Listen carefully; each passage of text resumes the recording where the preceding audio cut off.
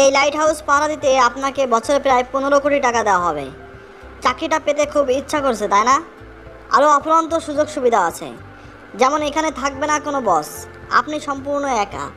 নিজের ইচ্ছা মতো ঘুমাতে পারবেন, মাছ ধরতে পারবেন, যা মন চায় তাই করতে পারবেন। আপনার কাজ থাকবে শুধু দেখা যে এই লাইট হাউসের বাতিটা ঠিকঠাক মতো জ্বলছে কিনা, কখনো বন্ধ হয়ে গেলে আবার জ্বালিয়ে দিবেন, এতটুকুই। আপনাকে আর কিছুই করতে হবে না, সারাদিন শুধু পায়ের ওপর পা তুলে ঘুমিয়ে থাকবেন। কিন্তু মজার ব্যাপার হলো, এত সুযোগ সুবিধা থাকার পরেও এটি পৃথিবীর সবচেয়ে ভয়ঙ্কর একটি কাজ, কারণ এটি সমুদ্রের ঠিক মাঝখানে স্থাপন করা হয়। এখানে থাকা অবস্থায় আপনি কারোর সাথে যোগাযোগ করতে পারবেন না, একাকিত্ব সবসময় আপনাকে ঘিরে থাকবে। আরও ভয়ঙ্কর ব্যাপার হলো, প্রায় সময় এখানে বড় বড় ধরনের ঢেউ বা ঝড়ের সৃষ্টি হয়। সেই সব ঝড়ের তাণ্ডব এতটাই ভয়ঙ্কর হয় যে মাঝে মধ্যে সমুদ্রের পানি এসে টাওয়ারের উপর উপচে পড়ে, এমনকি এই কাজে মৃত্যু পর্যন্ত হতে পারে। কী কী মহাবিপদ এখানে উৎপেতে থাকে তা আপনি কল্পনাও করতে পারবেন না।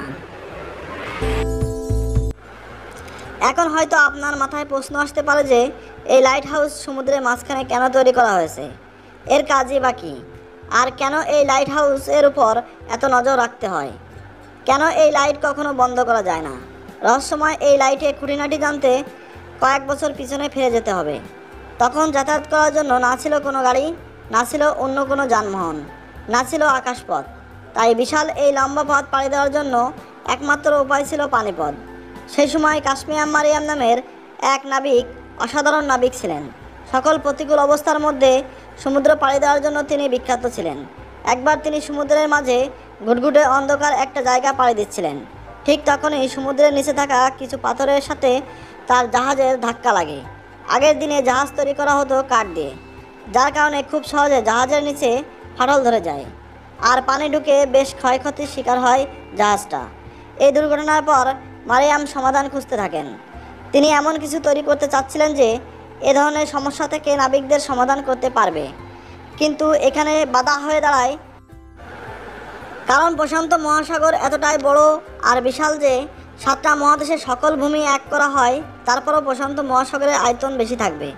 হাজার হাজার বছর আগে নাবিকরা যখন পানিপথে যাতায়াত করত, তখন সমুদ্রের নিচে থাকা কোনো কিছু সম্পর্কে কোনো ধারণা ছিল না, এমনকি তাদের সামনের পথ সম্পর্কে কোনো আইডিয়া ছিল না।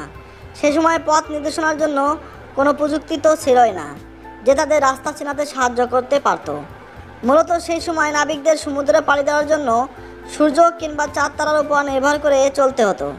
আর এই দিক নির্দেশনার সমস্যার জন্য আরও একটা উটকো ঝামেলা এসে জড়ো হতো, যেমনটা হয়েছিল ক্যাপ্টেন এলিসের সাথে। একবার ক্যাপ্টেন এলিস নাবিকদের সাথে প্রশান্ত মহাসাগরে পাড়ি দিচ্ছিলেন।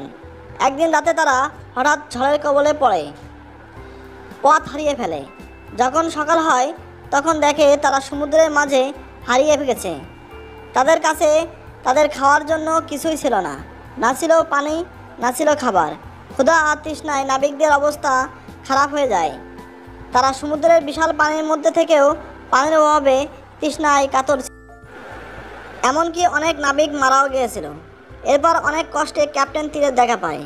এরপর মূলত লাইট হাউস তৈরির যাত্রা শুরু হয়। মিশরের বিখ্যাত আর্কিটেক্ট সাস্টাসাস অফ সিনোডাস সর্বপ্রথম লাইট হাউস তৈরির চিন্তা মাথায় নিয়ে আসেন, কারণ তখন মিশরের সমুদ্র বন্দরের আশেপাশে অনেক বড় বড় পাথর ছিল সমুদ্রের পানির নিচেই। বাণিজ্য করতে আসা জাহাজগুলো অনেক সময় পাথরের সাথে ধাক্কা লেগে হয় ডুবে যেত অথবা বড় কোনো ক্ষয়ক্ষতির শিকার হতো। তাই তারা একটি আইডিয়া বের করেন। তারা সমুদ্রের মধ্যে এমন একটা দুর্গ তৈরি করেন যার মাথায় আলোক রশ্মি সমুদ্রে থাকা জাহাজগুলোকে গাইড করবে, সেই সাথে এটি নিচে থাকা পাথরের ব্যাপারেও সাবধান করবে। তিনি কখনো ভাবতে পারেননি তিনি যা করতে চলেছেন তা পৃথিবীর ইতিহাসে অন্যতম এক সৃষ্টি হয়ে উঠবে, কারণ টাওয়ারের মাথায় সবসময় আগুন জ্বালিয়ে রাখা সম্ভব হতো না। এটা ছাড়া অন্য কোনো উপায়ও ছিল না। এরপর মোমবাতি কিংবা ল্যাম্পের ব্যবহারও করা হয়েছিল। তখন আবিষ্কার হয় বৈদ্যুতিক বাল্বের। তখন থেকে লাইট হাউসে আগুনের পরিবর্তে বৈদ্যুতিক বাল্বের ব্যবহার শুরু হয়। লাইট হাউসের ভয়ঙ্কর দিকগুলো শুনে আপনার কি ভয় লাগছে?